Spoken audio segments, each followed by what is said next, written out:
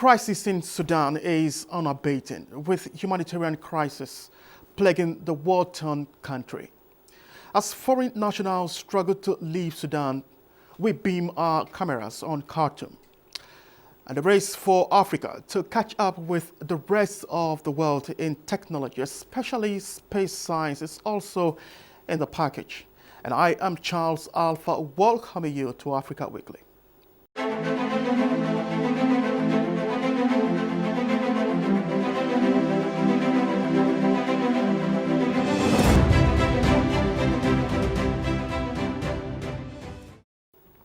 Now, Japan's Prime Minister Fumio Kishida has agreed with Egyptian President Abdel Fattah el-Sisi that their countries will cooperate in resuming a transition to civilian rule in Sudan, where its military and paramilitary group continue to battle for power. This was when Prime Minister Kishida arrived in Egypt, the first leg of his week-long tour to 4 African countries and Singapore. Japanese Prime Minister Fumio Kishida arrived Egypt, the first leg of a week-long tour to 4 African countries and Singapore, about 3 weeks before he hosts a group of 7 summits in Hiroshima. Prime Minister Kishida's first visit to Africa since taking office in October 2021 comes amid a push to strengthen ties with the Global South, a term that collectively refers to developing nations in areas including Asia, Africa and Latin America. At the G7 summit in his home constituency of Hiroshima in May, Kishida will seek to obtain international solidarity in support of Ukraine under invasion by Russia. But many countries in the Global South have avoided taking a position on the war. Kishida believes cooperation with Global South countries is important for upholding the rules-based international order, which he is keen to reaffirm with other G7 leaders in the face of Russia's aggression and China's growing military and economic influence. Some African nations depend on Russia for energy supplies and rely on China for economic assistance and investment. After his stop in Egypt, Kishida is scheduled to visit Ghana, Kenya and Mozambique, according to the government. On Sunday, Japan's Prime Minister Kishida agreed with Egyptian President Abdel Fattah el-Sisi that their countries will cooperate in resuming a transition to civilian rule in Sudan, where its military and a paramilitary group continue battle for power. Kishida told el-Sisi that Japan, as the G7 chair for this year, will seek to contribute to bringing the situation under control and is ready to provide emergency humanitarian assistance to refugees and displaced people. El-Sisi also called for an immediate and permanent ceasefire. The president also noted it is important that outside forces do not interfere in the crisis in Sudan. Prime Minister Kishida also plans to stop by Singapore in the Southeast Asia on his way home.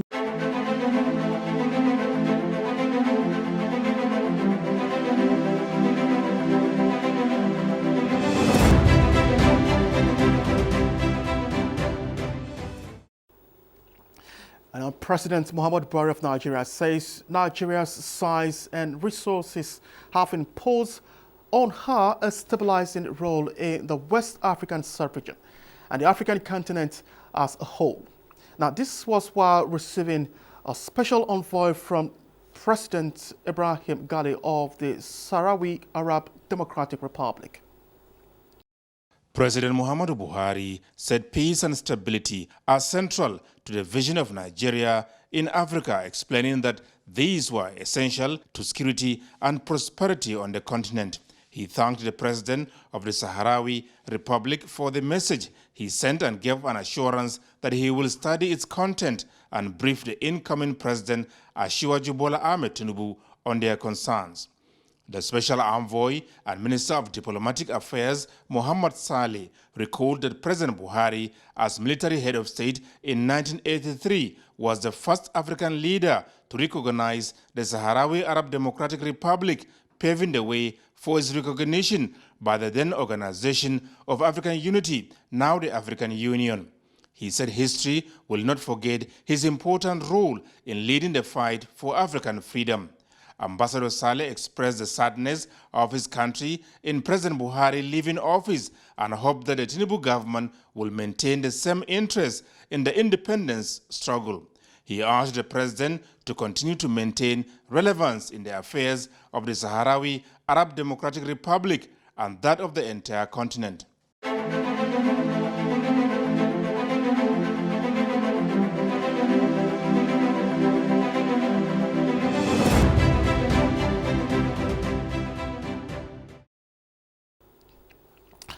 And African leaders converge on Kenya, analyzing and discussing critical issues affecting the social and economic developments of the continent.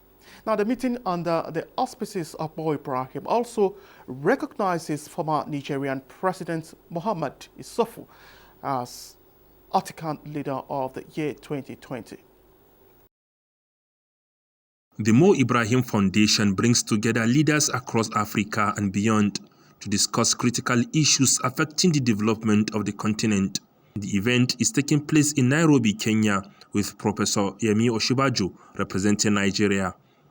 This year's event is coming at a time when the continent is facing issues such as climate change and insecurity. The latest challenge is the insecurity in Sudan and DR Congo. And that is why the Deputy Secretary General of the United Nations, Amina Mohammed, canvasses the need for African leaders to do more in ensuring peace reigns. With one crisis after another, and Mo went through them, COVID-19, climate, conflict, and instead of unifying us in solidarity, it has shown us the fissures that threaten to tear us apart, evident in the lack of a global response to our climate crisis, to the socioeconomic crisis that COVID-19 wreaked upon us, and the impacts of conflict, especially the war in Ukraine, all of which Africa has least to do with, yet bears the brunt. This event, at a time when we take stock of the halfway mark for both the Sustainable Development Goals, the SDGs, and the Paris Climate Agreement, is about an Africa that takes charge and defines in this global storm how it will navigate its path out of it and forge a future that is defined by Africans and, more importantly, homegrown narrative fully owned and protected by Africans. I believe Africa will not use these calamities bestowed upon us as a crutch or an excuse to fail its people. So it is appropriate that Mo should frame this event as Africa in the world and the world in Africa. This should inspire us all to look at our glasses as some full, not empty. It should ensure we shape our narratives and positions at all tables, be it public, private, academic, or in society, where many mindsets remain captured or, worse still, entitled. And as a continent, we must prepare ourselves. We must make the case so that this time round, the story is not told by others. The narrative is not written by others. We must write the narrative ourselves. The 2020 Mo Ibrahim Prize for Achievements in Africa Leadership has been awarded to Muhammadu Yusufu, former president of Niger. He is the 6th recipient of the Ibrahim Prize, which recognizes and celebrates excellence in African leadership. The prize committee praised Muhammadu Yusufu's exceptional leadership after inheriting one of the world's poorest economies.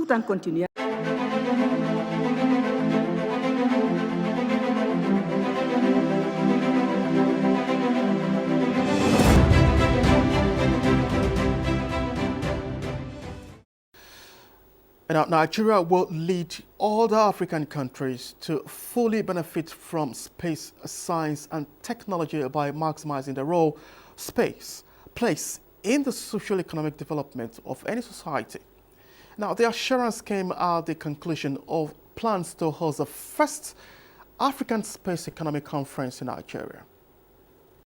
Digital infrastructure in the sky has brought benefits to many industries and is helping in the fight against climate change. Space economy experts say it's worth about $500 billion. 2, 1. Africa may be a late starter as the space economy is yet to be fully appreciated and also lacks the requisite policy framework needed for robust facilitation and regulation of the subsector. With the leading space agency in Africa, Nigeria is hosting the first African Space Economy Summit. Signing the agreement with partners to co-host the summit, Dr. Halilu Shaba said the focus will be on space technology and communication, internally generated revenues, and food security. Huge potentials, huge opportunities. Any progressive society should start investing into space technology. The summit is designed to address real developmental issues in Nigeria and Africa in a way that will positively impact governance and the life of its people. It is this conference and exhibition that will expose Nigeria and to an extent Africa to the rest of the world of the potentials that are latent and the possibilities that abound. In making sure that people come to be able to partner with us. Any investor that invests in this for the application for day-to-day activities of mankind will reap bountifully in this sector. And the best and the cutting edge of the technology all over the world is from the space science and technology. Deliberations at the summit will revolve around the theme, exploring space economy for Africa's economic growth.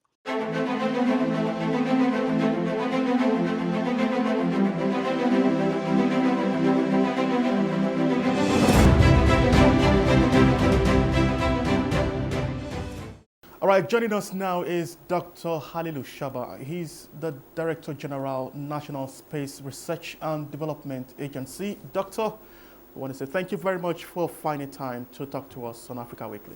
Thank you very much for giving me this moment to speak with you.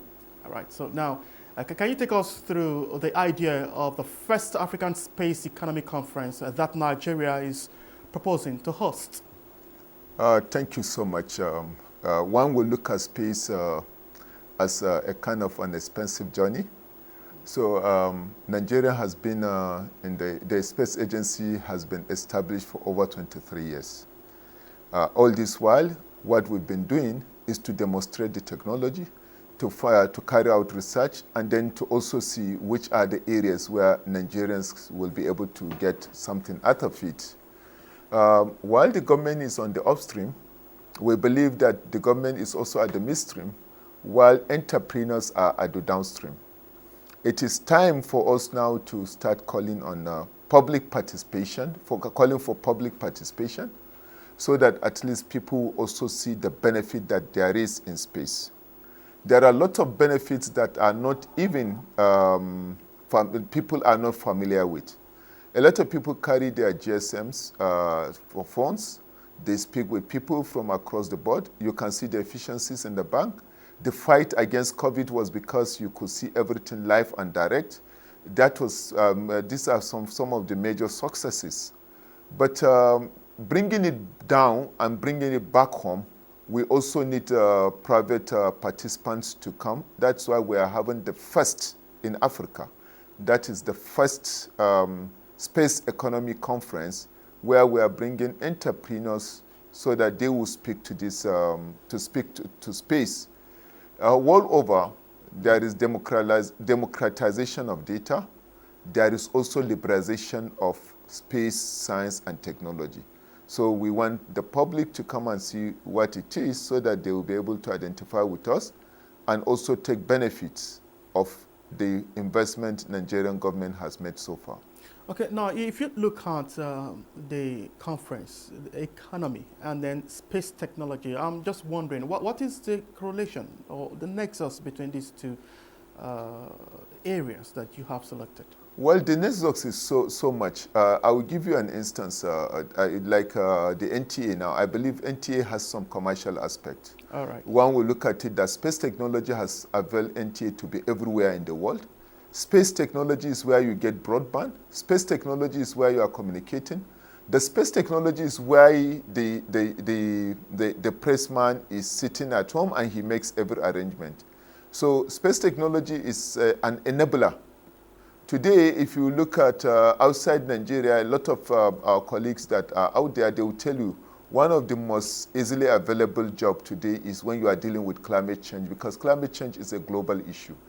And the tool to tackle climate change, to study it, to give you footprint, to give you correct assessment of climate change is space technology. The same thing when you look at agriculture. If you want to do smart agriculture, if you want to inform farmers, and Africa is an agrarian population, whether we like it or not, about 60% of Africans are farmers. They are into agriculture. And you have to be able to improve agriculture through space. So there are a lot of bundles of, if you want to protect the environment, it's the same space. Today you speak about health. If you look at the Millennium Development Goals, the SDGs, if you look at all these 17 agendas, go back and look at it, you see about 14 of those agendas are tied to space science and technology. So virtually it's like the space is the next thing.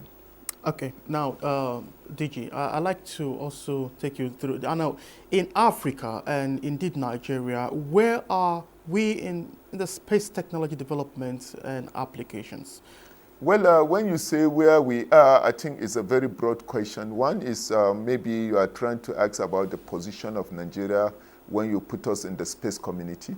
And like I said, we are, I keep saying we are number one. I remember I was once challenged, they said, why are we number one? I said, count the number of satellites you have in orbit. And again, look at the ramification of the space science and technology. It is only Nigerian Space Agency that has all the programs in space. We have the Weather Center, that is the Center for Atmospheric Research. We also have geodesy and geodynamics, which is also supposed to give you information about tremor and then issues on earthquake. We also have propulsion, that is transport and propulsion, that is rocketry program.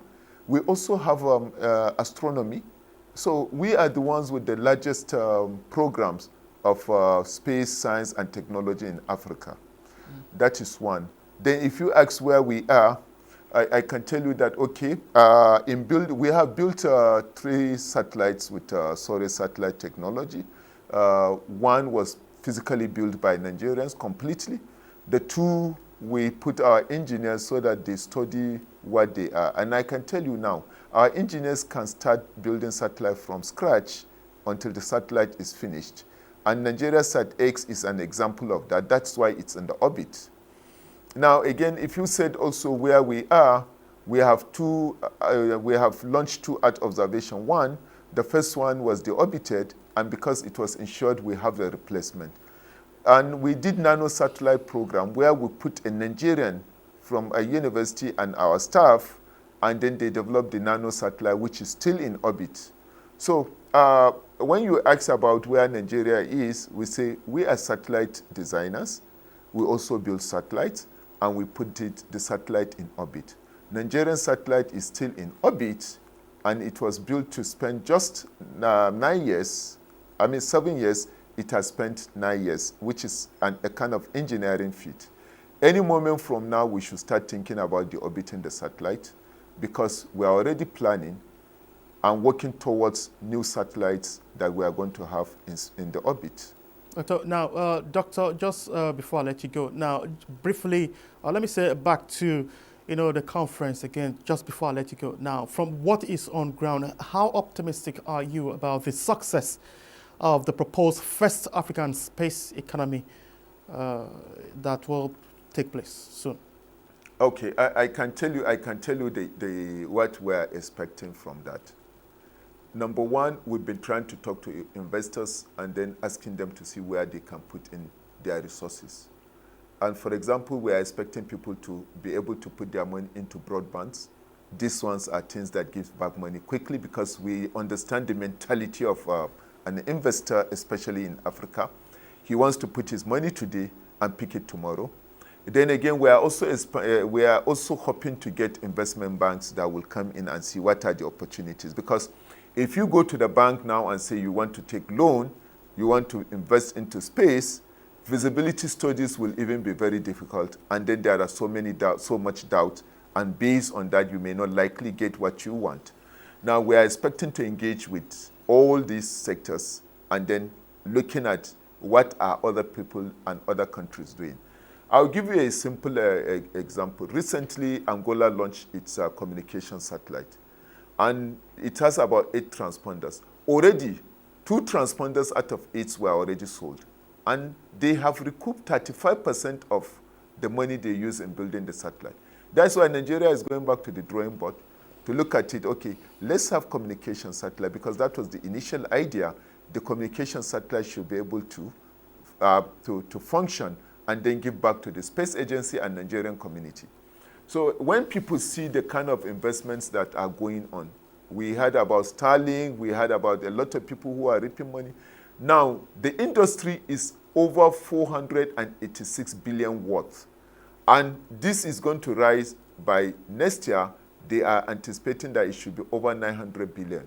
Then what we are asking is, we want Nigerians to be part of the early, Nigeria should be among those who are early beneficiaries of this space technology, rather than being laggard. And we have to start consistently to maintain this conference. Come and see where areas of investment, so that at least you can set your mind and agree on this is where I want to make investment. Okay. We also want the youth to know, to come, so that they see areas of employment and then also see what they can do. A lot of activities are there that today, a lot of, we've forgotten that it was enabled by the space technology. We've heard about telemedicine. We've heard about this. When the COVID came, a lot of people were able to have meetings. It's space infrastructure. So when the youths come, because the youths are in the areas of IT, they are in the areas of artificial intelligence, they should be able to come and see what they can use the space available technology and science to create jobs for themselves and to create jobs for other people. All right. So that is why we are optimistic. And this being first, we are going to be consistent. All right. Doctor, I wish you all the best as you prepare for the first African Space Economic Conference. Thank you so much for talking to us on Africa Weekly. Thank you so much for your time. All right. Now, Dr. Halilu Shaba there talking about the first African Space Economic Conference coming up soon.